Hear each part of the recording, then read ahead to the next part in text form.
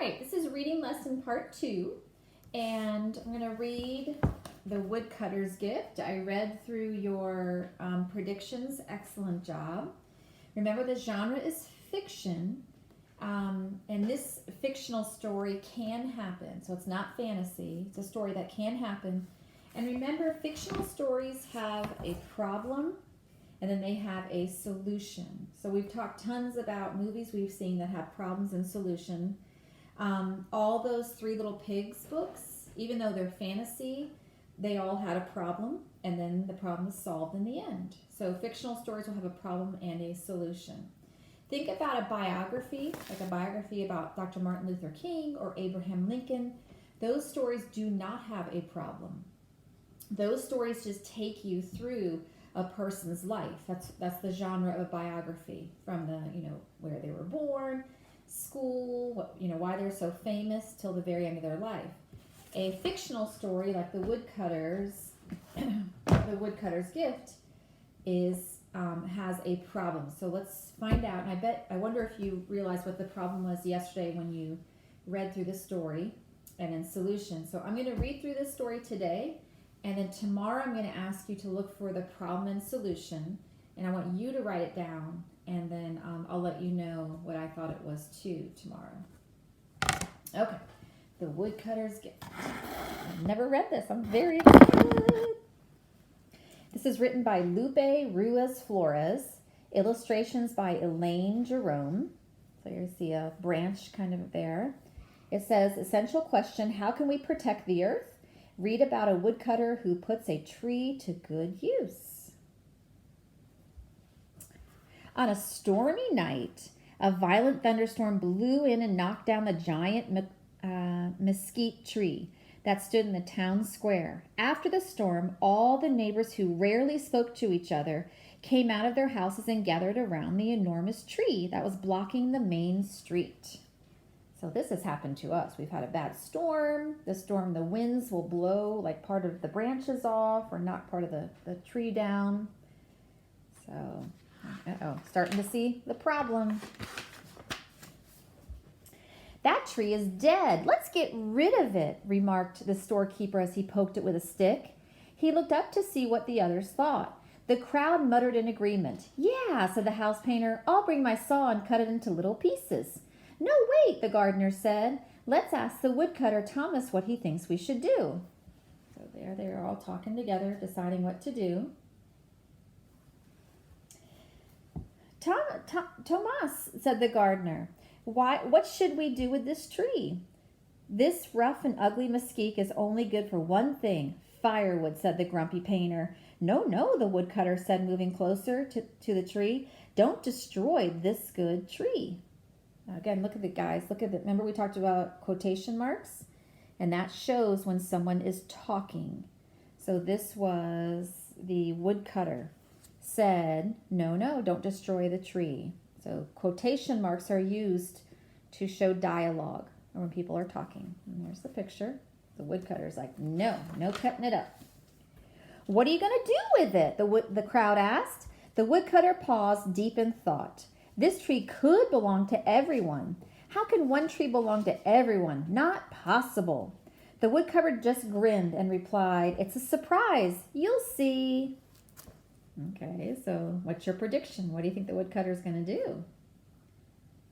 They're kind of making it a little bit smaller. The next day, the neighbors watched from a distance as the woodcutter split the tree into huge blocks. Then the men helped him haul the large pieces to his home. Day after day, the townspeople watched as the wood chips flew into the air like sparks from a fire, as the woodcutter carved and chipped and whittled the wood.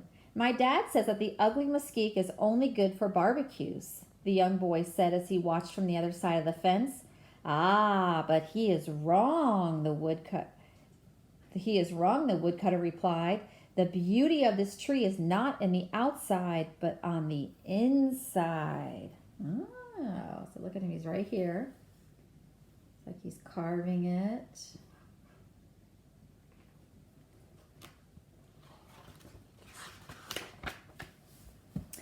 Every day, the curious neighbors went to watch the woodcutter work.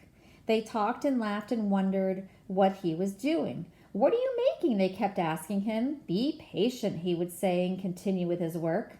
One day the woodcutter moved the chunks of wood inside his woodshed. Children peeked through the knotholes in the wall, but they couldn't see anything. The woodcutter worked every day until the sun went down, and every night he locked the shed. Oh, he's keeping it secret. So all the kids are wondering what he's doing. And he works there during the day, but then he locks it up at night. Finally, the woodcutter rang the big rusty bell hanging in the on his porch. He had never done that before. Clang, clang, clang. Everyone rushed over and gathered outside the woodcutter's house. What's happening? Why is the bell ringing? They asked. "Follow me," the woodcutter said, and he led them to the woodshed. "Now close your eyes and don't open them until I tell you." The big woodshed door swung open. Creak.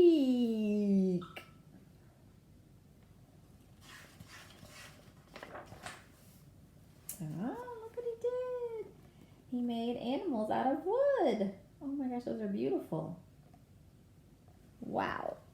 "Open your eyes," the woodcutter said with joy. The townspeople opened their eyes and gasped. "You see, I made a zoo for the children to enjoy," the woodcutter said proudly. Life-size wooden animals stood before them inside the shed.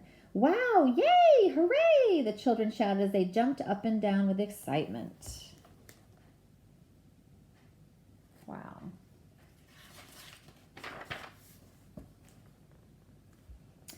"This is a giraffe," squealed the little girl in delight as she stroked the giraffe's long neck.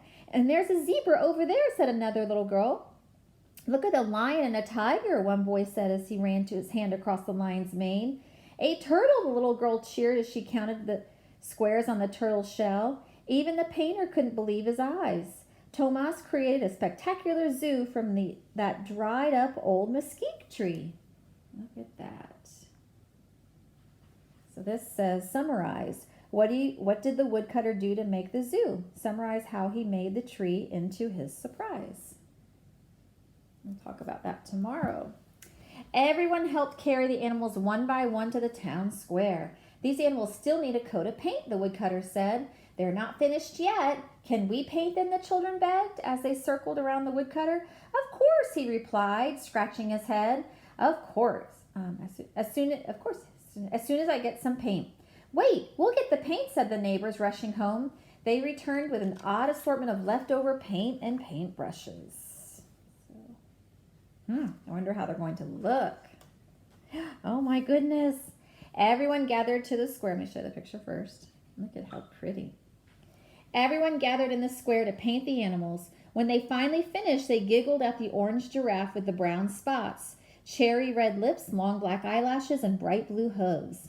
They laughed at the turtle with the pink and green squares on its shell. They pointed to the yellow and purple stripes on the zebra.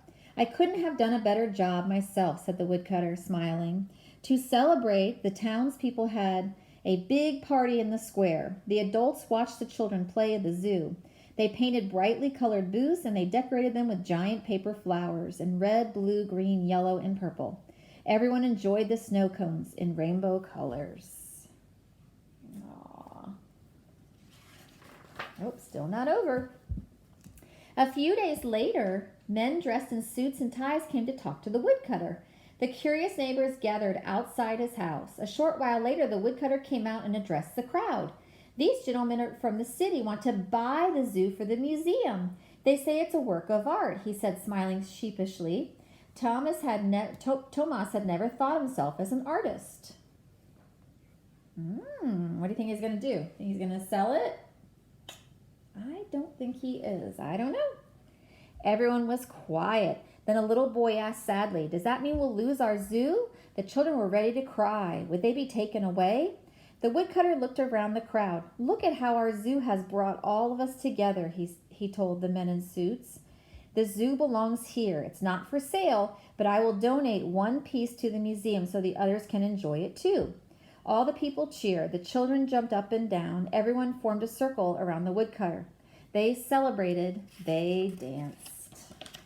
Aww. By the time it got dark, everyone was exhausted. That night, children slept so soundly that they did not see Mr. Giraffe stretching his long neck and snap a leaf from the tree. They did not catch Mr. Lion's curly mane blowing gently in the breeze as he yawned. They missed seeing Mr. Zebra's purple and yellow stripes swirl as he pranced around the yard. And no one saw Mr. Tiger's tail swish back and forth as he swatted a fly. No one saw the special magic that filled the air that night. They were just happy knowing that the woodcutter's gift would still be there in the morning. Wait a second. This has turned into a fantasy. Wait a second. These animals are moving now, but nobody's around. Oh, and that's the end. So Lupe Ruiz Flores lives in Texas where the mesquite trees grow. She got the idea for the woodcutter's gift from 2 articles she read in a newspaper. One article was about a real woodcutter and the other was about a Mexican folk artist. Lupe learned storytelling from her father and grandmother. She tells stories in Spanish and English. Elaine Jerome started illustrating little paperback books. As soon as she could hold a crayon, she studied animals and plants at art school. That inspired the colorful ones she drew for the woodcutter's gift. All right, so tomorrow we're going to work on problem and solution, and we're also going to summarize the story.